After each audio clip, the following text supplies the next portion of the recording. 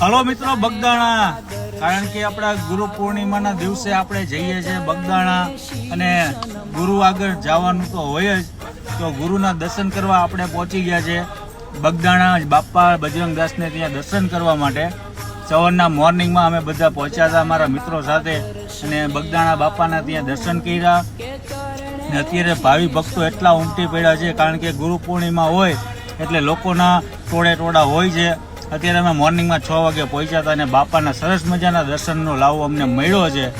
અહીંયા આવો એટલે અન્નનો ભંડાર ચાલુ હોતો હોય છે, પ્રસાદી કોઈ દિવસ ખૂટતી નથી, એટલો બાપાનો હાથ હોય છે. અને અહીંયા આવો, કાળ ભૈરવ દાદાનું મંદિર છે, અન્નપૂર્ણા માતાજીનું મંદિર છે, અને અહીંયાના પ્રસાદી જે ચા ઘર જે 24 કલાક ચાલુ હોતો હોય છે.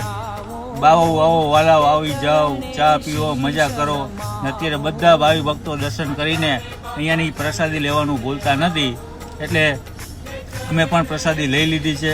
પ્રસાદી એટલો મીઠો લાગે ભાઈ, ખરેખર બગદાણામાં તમે આવો એટલે ત્યાંની મજા કંઈક અલગ જ છે. અને જ્યારે પણ આ બાજુ નીકળો બગદાણા ચોક્કસથી વિઝિટ કરજો. જય હો બગદાણા, બજરંગદાસ બાપા કી જય.